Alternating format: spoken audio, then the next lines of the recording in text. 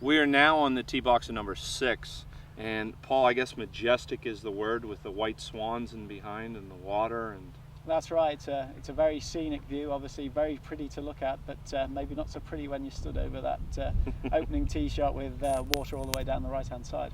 For sure, and absolutely glorious. You know, Paul and I were talking a little bit how most people, their radar is on Scottish golf and Irish golf, but Wales is really an undiscovered paradise, specifically for the golfer. That's right. I mean, Scotland's always had the reputation as a home of golf, and Ireland has fostered this reputation, again thoroughly deserved, for some great links courses. But we have links courses here in Wales to rival the best that you can find in Scotland and Ireland.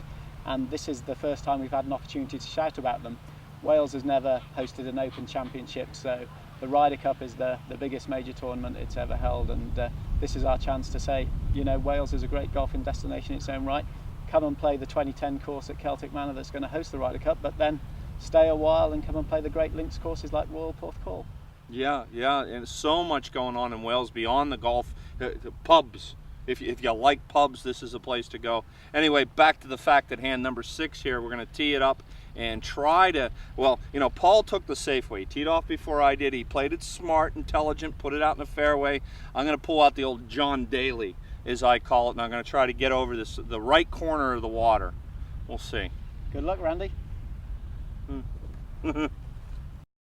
Well, we're having a lovely day here in the 2010 course, and you really get a sense of the Welsh countryside here. Just absolutely glorious. There's looks to be like a little mansion up on the hill there. Just glorious countryside. Paul's been on his game so far. I'll try to be quiet in his backstroke now.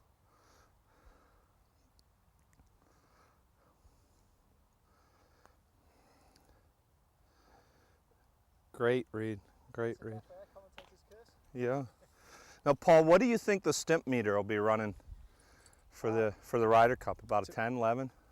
Yeah, I would guess around that mark. I've not been privy to any of the conversations about what they will have it at, but I think, you know, they'll be a little quicker than they are at the moment. Yeah, absolutely. And the thing is, folks, with the green complexes so far, what we found is the bunkering well, it's work. You know, you find your way into one of these bunkers, plus the undulations on the greens are just tremendous, Paul. That's right. I mean, people talk about the water on this golf course, but I think the bunkering is very strategic, and it'll catch you out. You have to choose a driving line, and if you want to take on the bunkers, you've got to hit a good, true and brave shot. And then there's opportunities to sort of lay up and be more conservative around the bunkers if that's the way you see it as well. Very good, very good.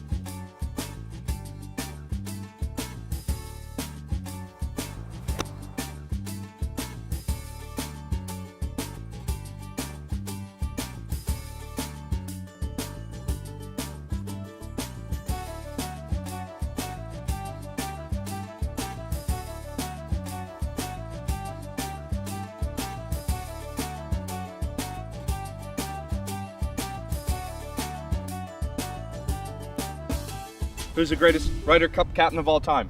Real quick, come on. Ian Woosnam. Wow, he's a homeboy. That's a good one.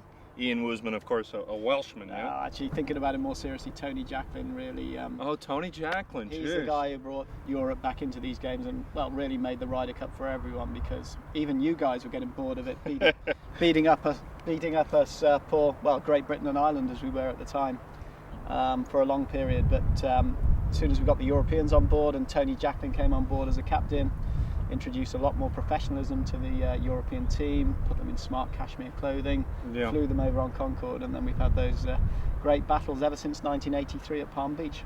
Yeah, absolutely. That was an excellent. You get 5 points for that one. Tony Jacklin, definitely a classic. Well, I don't know. I don't know how you beat Jack Nicklaus as a captain of a Ryder Cup team. But hey, we're about to begin the back nine here at the 2010 course. And you know, if you like water or if you don't like water, it doesn't matter. It's going to come into play in the back nine here. That's correct. I mean, we're just going into a stretch now. Holes 11 to 15 all have water of some description on them. So, I mean, I think we talked earlier about how the water doesn't perhaps affect these very talented tour stars as much as it does the likes of you and me. But I think in the fever pitch of Ryder Cup battle, if you turn here at, say, 3 down and you've got to start chasing the game, you've got to take on some of those lakes, and sweaty palms time, I would think. Yeah, absolutely. And not only do you have to take on the lakes and the water, but certainly the crowd. Some 50,000 people expected here to watch the event go down, yeah? That's right, 50,000 spectators a day, which is kind of on a par with major championships. But the difference at the Ryder Cup is, of course, they're all trying to watch just maybe 4 games on the course at any one time on the Friday and Saturday. So it's a very difficult event to watch, but the advantage we've got here at Celtic Manor, having purpose-built the golf course for the Ryder Cup, is we have some vast natural viewing banks on the closing 4 holes. So we've estimated that we can get all 50,000 of those spectators on holes 15, 16, 17 and 18. From up there they can claim their pitch early and see out across the valley onto these lower holes below. So with a pair of binoculars and hearing the roars come up, it should be quite some treat. Very good. Well, we have 2 goats and a swan watching us today. So let's go ahead and tee it up on the back nine, Paulie, all right? Let's give it a go. Right.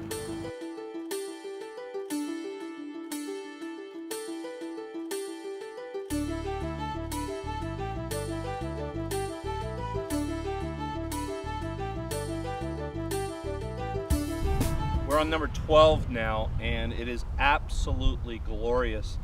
Your mountain ranges here in Wales. A lot of people, you know, you think, what is Wales? First of all, it's in the southwest corner, right? That's right. Of the UK, and you've got a ton of mountain ranges here. That's right. I mean, here in the 2010 course in the Usk Valley, it's actually sort of quite pleasant rolling pasture land. Some hills to either side of us, but not far away at all. We've got the Brecon Beacons. We can see those from certain aspects of this course, and that's, you know, just within 40 minutes or so for guys to get out in the car and go and see some really spectacular mountain scenery. That's one of 3 national parks we have in Wales, the others being Snowdonia and the Pembrokeshire Coastal National Park, which is the only coastal national park in the British Isles.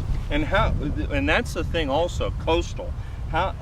900 miles of coastline, 700 miles, I hear? It's something like that. So yeah. We're a small country with a lot of coastline, you know. Yeah. So you're never very far from the sea in Wales, which obviously is a fantastic advantage to have in terms of attractions for the family and leisure pursuits, water sports. It's you find all sorts of that going on in Wales. For sure. And talking about more water, we're on number 12 now, and as you can see down the left side of the fairway, you know, the water even guards the fairway because it's definitely in play. But just a beautiful hole, the mountain range behind us, the water. So let's take a look and see, Paul, if I can just gently put this into the fairway.